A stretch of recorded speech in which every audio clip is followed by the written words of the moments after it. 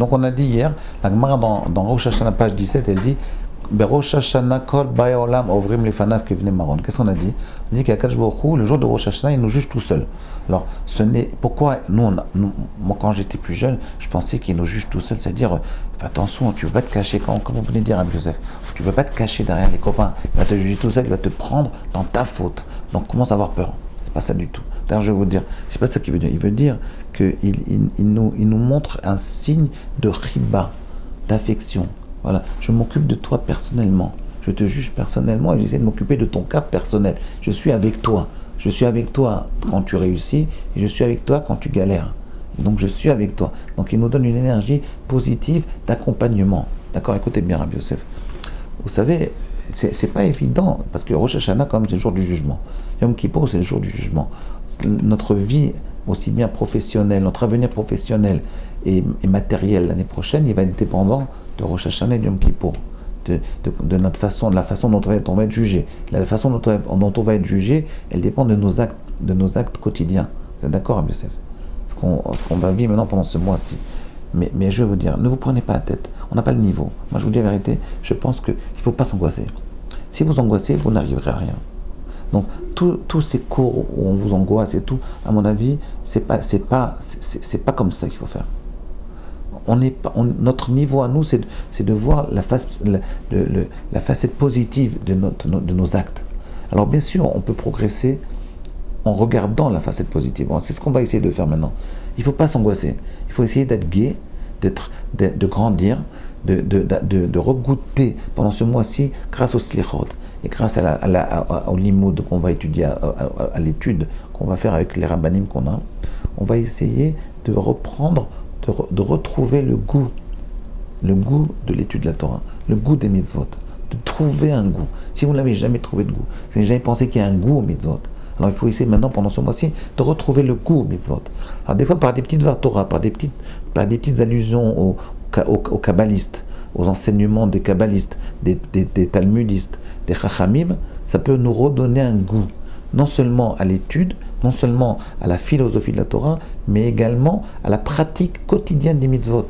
Par exemple, si vous priez un tout petit peu plus doucement, et vous essayez de comprendre, de goûter chaque parole, vous allez commencer à trouver un goût magnifique à la tefila. Ben ça, vous avez tout gagné. Sans vous angoisser. Sans vous angoisser. Les slichot, le but des slichot, c'est ça. C'est pas la rasra. Comprenez? Regardez bien. Kol ba'e olam ovrim lefanav kevnei maron. Hier, on a posé cette question, on n'y a pas répondu. Pourquoi on passe kevnei maron, Rabbi Yosef? Pourquoi le texte il dit kevnei maron? T'as qu'à dire tout seul.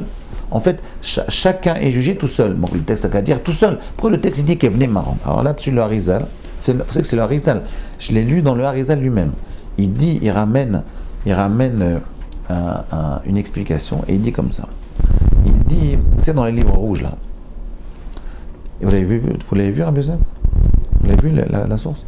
Et le texte, il ramène une marque dans Yevamot, page 16, page 15 ou 16, à la fin du premier chapitre de Yevamot. Yevamot, c'est le traité sur le Lévira. Bon, mais ça, on ne va pas entrer là-dedans. Et le texte, il dit comme ça, je vais vous le dire, il dit Pasukze, ce verset-là, Sara Olam Amro. C'est le prince du monde qui l'a dit. Naraiti gam zakanti velo raiti tzadik nezav vezaro mevakesh lachem. Je traduis. Naraiti, j'étais un adolescent. Ve gam zakanti, et j'ai acquis la sagesse. Zakanti, c'est j'ai vieilli. Mais en réalité, la zikna, dans le terme thoraïque, talmudique, c'est plus la sagesse. J'étais adolescent et j'ai acquis la sagesse. Le Tosfot là-bas, juste en dessous, un commentaire de la Gemara, il dit mais c'est qui ce Sara Olam? C'est qui ce Sara Olam, ce prince du monde qui dit j'étais un adolescent et j'ai acquis la sagesse? Comment il s'appelle? Il y en a qui voulaient dire que c'est David Améler.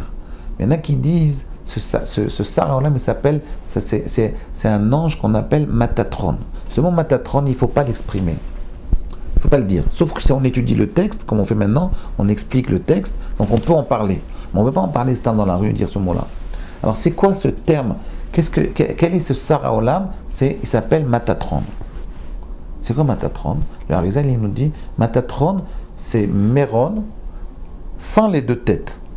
Oui, Matatron, vous enlevez les deux têtes, vous obtenez Méron, Maron. Donc, en réalité, le jour de Rosh Hashanah, on est jugé, comme ça il dit Tosfot, comme ça il dit le Harizal, on est jugé au début de Rosh Hashanah qu'Evne Maron, c'est-à-dire comme cet ange-là qui a perdu sa Cheskat Chaim, sa faculté de vie, sa connexion à la vie. On perd le jour de Rosh Hashanah, quand on rentre à Rosh Hashanah, Rabbeinu Yonah il nous dit dans Brachot, on perd la Cheskat Chaim, c'est-à-dire on perd cette évidence de la vie.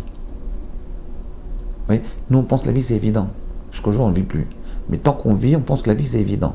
Puis soudain, il y a une pandémie et on voit que c'est pas si évident. Il était en bonne santé, puis il tombe, plus rien du tout. Il rentre en réanimation. Ouais. Donc en réalité, le jour de Rosh Hashanah, c'est un peu comme ça. On se dit, peut-être je ne vais pas continuer à vivre. Donc on rentre comme Bnei Maron, sans les deux têtes, et on doit ressortir comme Bnei Matatron. C'est ça le principe de Rosh Hashanah. Je vais acquérir tout seul, Bnei Maron, ça veut dire tout seul, mais c'est plus que tout seul. C'est seul, sans cette Cheskat-Chaim, sans cette faculté de vie, sans cette connexion avec la vie, et je sors de Rosh Hashanah, après les prières de Rosh Hashanah, après ma connexion avec le divin, le jour de Rosh Hashanah, et ma connexion avec le jugement de Dieu, je sors avec cette Cheskat-Chaim, c'est maintenant je me suis reconnecté avec la vie grâce à l'aïmouna que j'ai eu le jour de Rosh Hashanah. Mais ma question c'est la suivante. J'ai toujours dit ça depuis des années, je dis ce cours-là. Mais j'ai jamais compris c'est quoi la vie. Ça veut dire qu'on rentre sans la vie et on ressort avec la connexion avec la vie. C'est quoi vivre? C'est ça ma question. C'est quoi vivre? Qu'est-ce que ça veut dire vivre? La plupart des gens ils vivent pas. Ils vivent pas. Quand le type, pendant les vacances juillet-août, il passe 10 jours à Saint-Tropez, après 10 jours à Monaco, et après il va 10 jours à Cannes, après il repart 5 jours à Mykonos, c'est terminé à Ibiza, alors c'est sûr que c'est magnifique pour lui. Mais je ne sais pas s'il a vécu. Parce que, en général, il ressort, il est fâché à mort avec sa femme, dans le meilleur des cas, et il est ressorti, il pense qu'il s'est détendu, je ne suis pas sûr qu'il s'est détendu, il pense qu'il a kiffé, je ne suis pas sûr qu'il a kiffé. Donc, qu'est-ce qu'il a eu? Il a rêvé.